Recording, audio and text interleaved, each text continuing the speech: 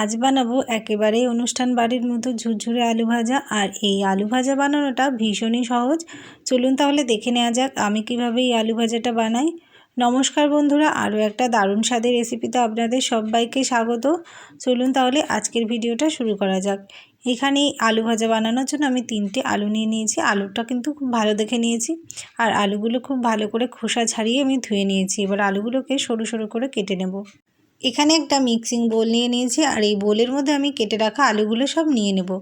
এই আলুগুলো আমি বটি দিয়ে কেটেছি, আর যতটা সম্ভব পেরেছি সরু সরু করে কেটে নিয়েছি। আপনারা চাইলে এটাকে গ্রেডার দিয়েও গ্রেড করে নিতে পারেন। সব আলুগুলো কিন্তু আমার নেওয়া হয়ে গেছে। আর এবার এই আলুর মধ্যে আমি দিয়ে দিচ্ছি পরিমাণ মতো লবণ। আলুর মধ্যে লবণ দেওয়ার পরে কিন্তু খুব ভালো করে আমি হাত দিয়ে মেখে নেব।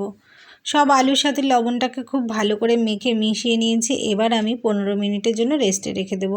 15 মিনিট পরে আপনাদের দেখাচ্ছি। দেখুন কতটা জল বেরিয়ে গেছে আলু দিয়ে। এইভাবে আলুর জলটা বেরিয়ে যাওয়ার পরে আলুগুলো ভাজলে কিন্তু খুব সুন্দর ঝুরঝুরে আর একেবারেই মচমচে হবে।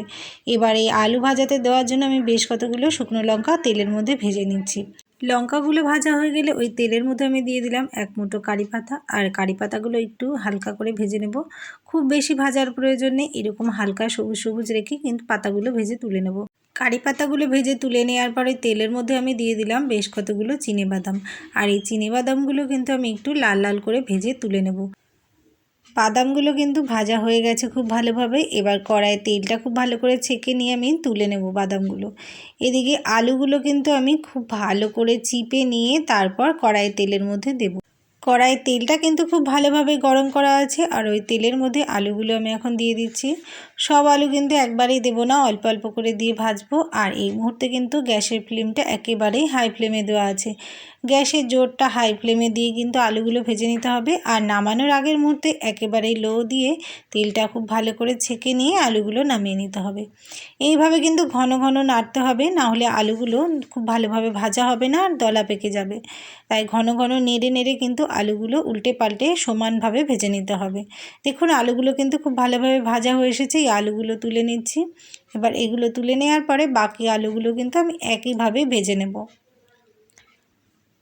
আরও কতগুলো আলু দেওয়া হয়ে গেছে। এবার এই আলুগুলো কিন্তু সেমভাবে ঘন ঘন নেড়ে নেড়ে আর গ্যাসের জোর হাই ফ্লেমে দিয়ে আমি ভেজে তুলে নেব।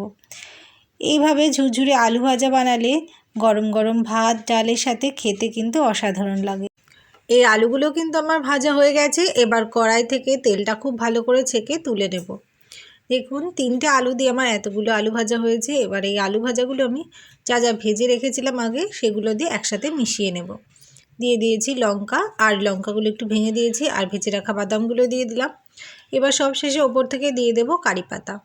এবার সবগুলো উপকরণ আমি একসাথে খুব ভালো করে মিশিয়ে নেব। দেখুন বন্ধুরা, সবগুলো কিন্তু মেশানো হয়ে গেছে সুন্দরভাবে। আর কত সহজভাবে রেডি হয়ে গেল অনুষ্ঠান বাড়ির মতো ঝুরঝুরে আলু ভাজা। এই রেসিপি ভিডিওটা ভীষণই সহজ, যে কেউ বানিয়ে ফেলতে পারবে। তো বন্ধুরা, কেমন লাগলো আজকের আমার বানানো এই আলু ভাজা রেসিপি ভিডিওটা কমেন্ট করে জানাতে ভুলবেন না। এই আলু ভাজা রেসিপিটা যদি আপনারা কেউ বাড়িতে বানিয়ে থাকেন তো কমেন্ট বক্সে জানাতে ভুলবেন না খেয়ে আপনাদের কেমন লাগলো। তো বন্ধুরা, ভিডিওটা আজ আমি এখানেই শেষ করছি। সকলকে অসংখ্য ধন্যবাদ এতক্ষণ সাথে পাশে থাকার জন্য আর ভিডিওটা সম্পূর্ণ দেখার জন্য। সবাই ভালো থাকুন, সুস্থ থাকুন। আবার আসবো নতুন কোনো রেসিপি ভিডিও নিয়ে। ধন্যবাদ সবাইকে।